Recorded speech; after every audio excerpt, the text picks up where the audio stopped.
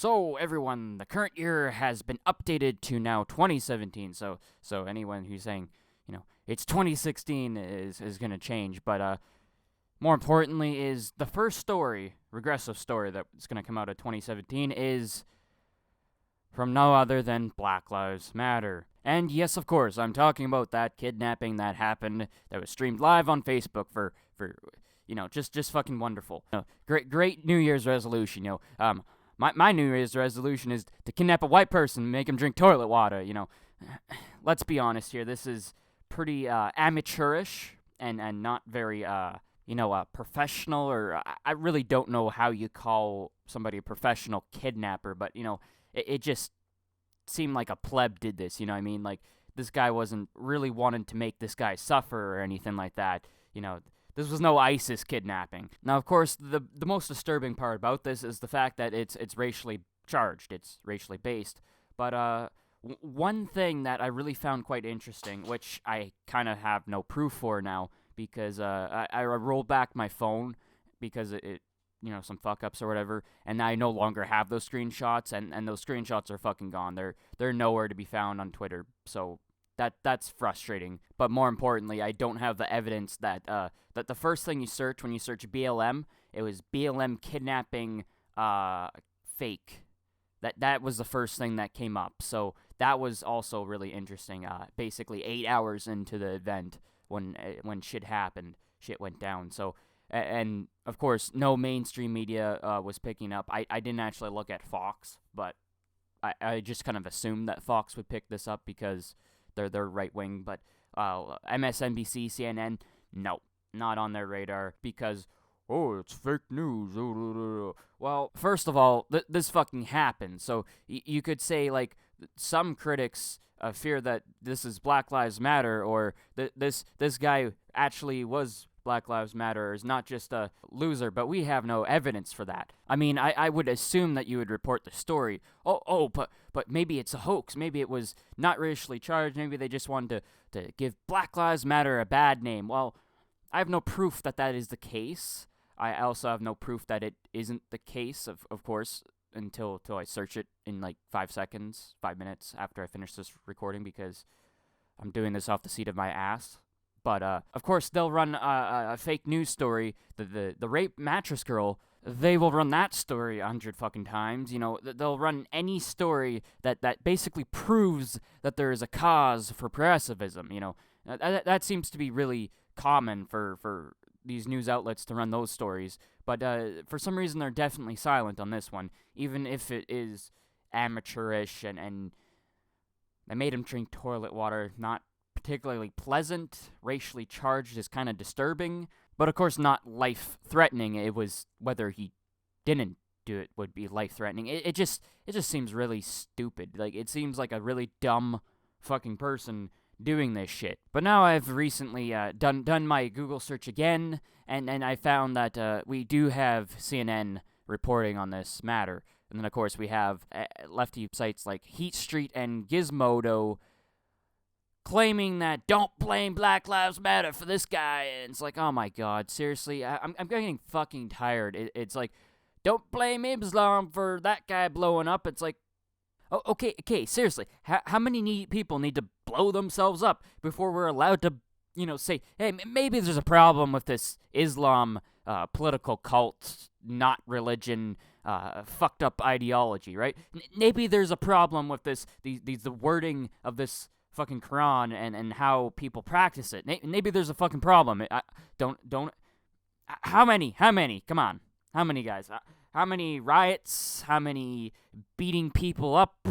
How much crap does organizations such as Black Lives Matter have to do before you're like, all right, well, we have a serious fucking problem with extremists in our fucking movement.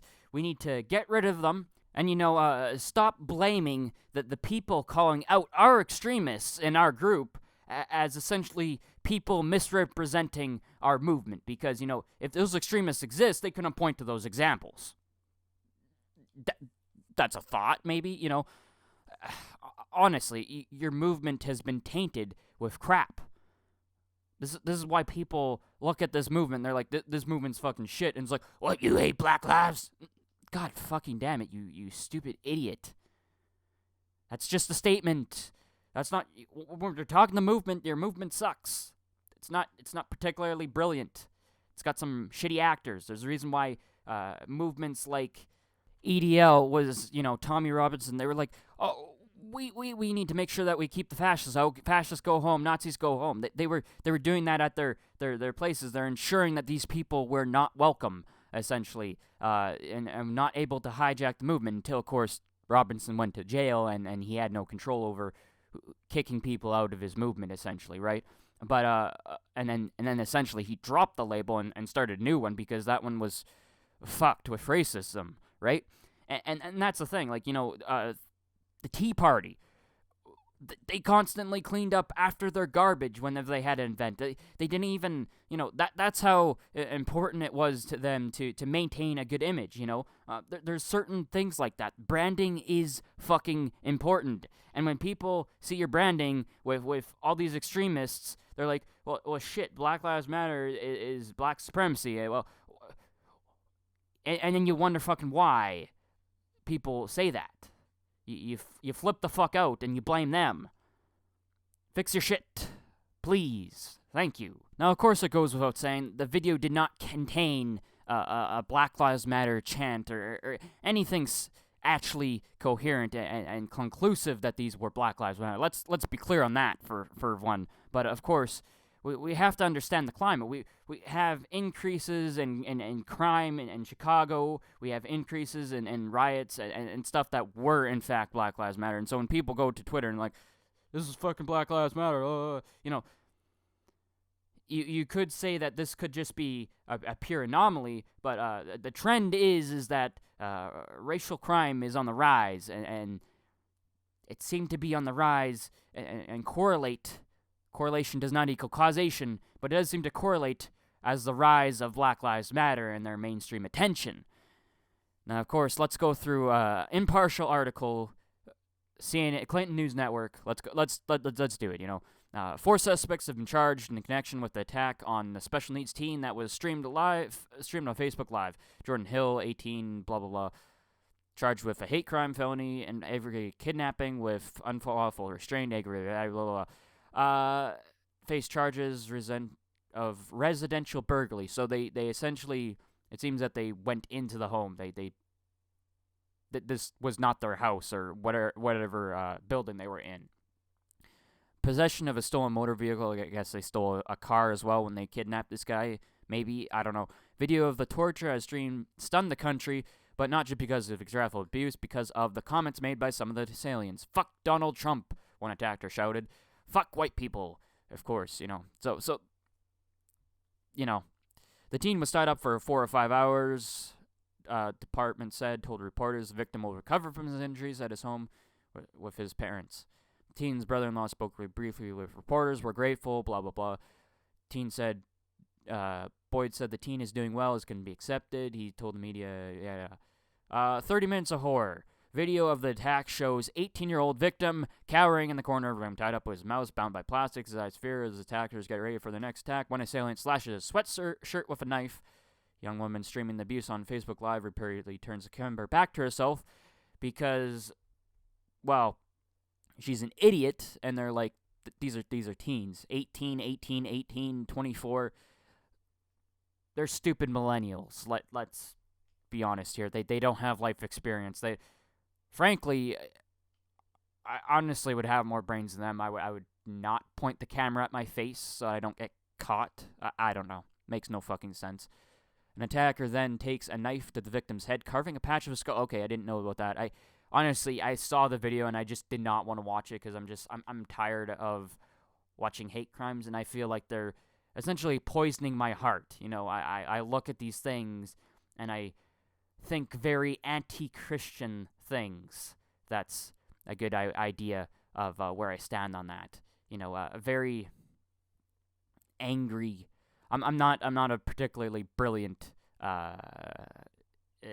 adherence to the faith of Christianity, or at least the teachings of Jesus Christ. I'm not a particularly brilliant person at that, so I I generally try not to stick away from the label. However, I do believe that some of those teachings are pretty brilliant, at least the teachings of Jesus Christ. I'm not particularly great at that stuff, so this is kind of why I don't watch these things. For the next, real talk, boys and girls, and 95% boys and 5% girls.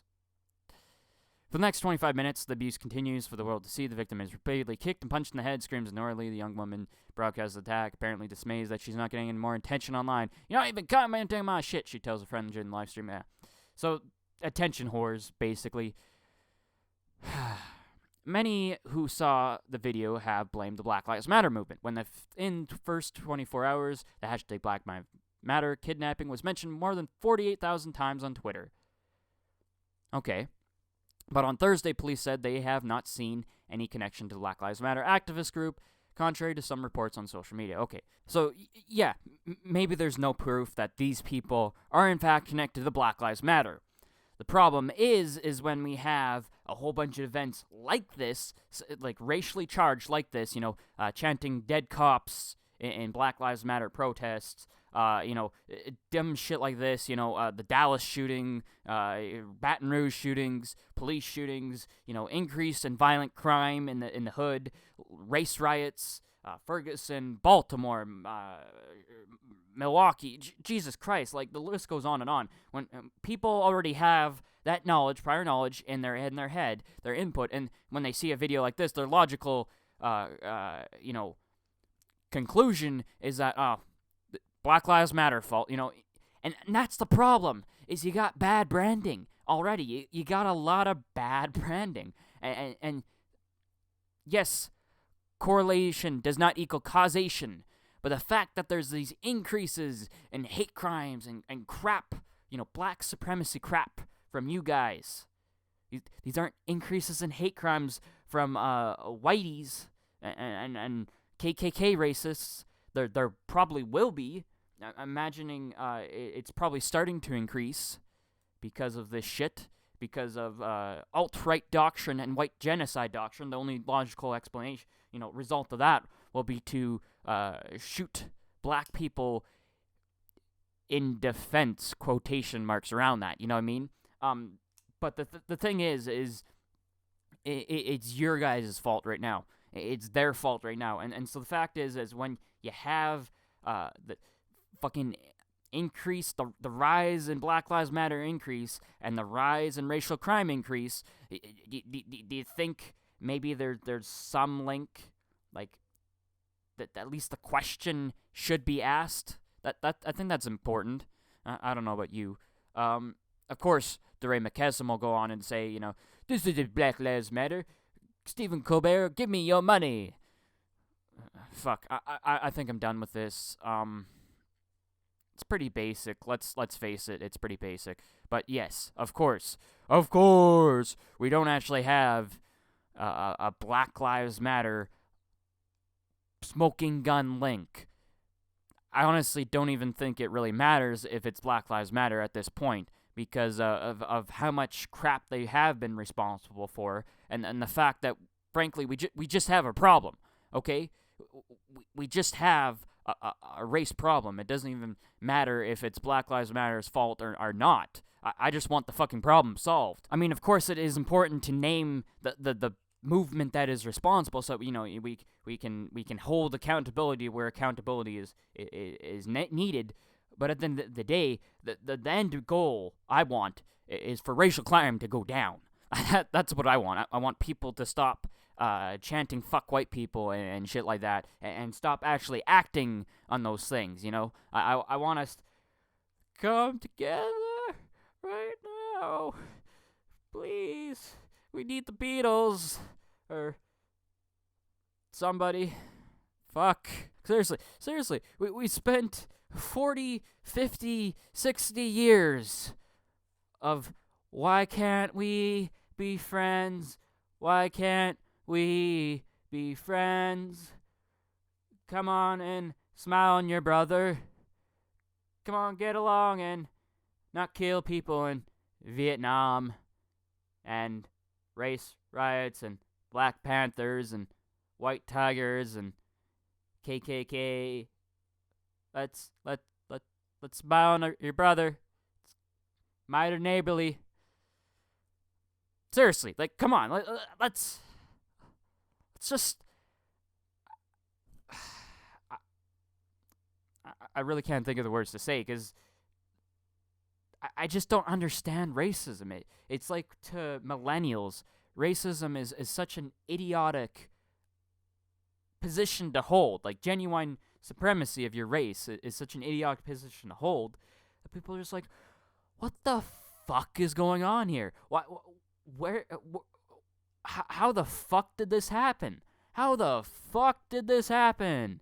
And it's angering. It's pisses people off. Fuck. Damn it. It's so frustrating that we've regressed so far so fucking quickly. 2014 was what basically when this shit really started to go down. That was 2-3 years ago. How the fuck does 40 years get fucked over in like 3 years? That's God. I'm just speechless, honestly. Yeah. Holy shit. I guess if this is proof of anything, it's burning shit down only takes an afternoon. Building shit up takes like 6 months. You know what I mean? It can take a lifetime to build the whole community, rebuild the whole community. Kind of sad when you think about it, and the fact that a few people can fuck shit up this quickly for everyone, it is really selfish, and it's frustrating, it's angering, but at the end of the day, we can't essentially fight hate with hate. We can fight hate with increased security, increased effective police tactics, but we can't fight it with saying, oh, fuck those apes, you know what I mean? Like, we can treat them like criminals, but our response to fuck white people cannot be fuck black people, if that makes any sense. It won't work. Our response is, here's a rational position, treat us like equal citizens, like we treat you like equal citizens. It's the content and character argument that I do think is winning in the internet, as Alex Jones would call it, info war. I don't really have a better way of calling it, word of calling it, basically, but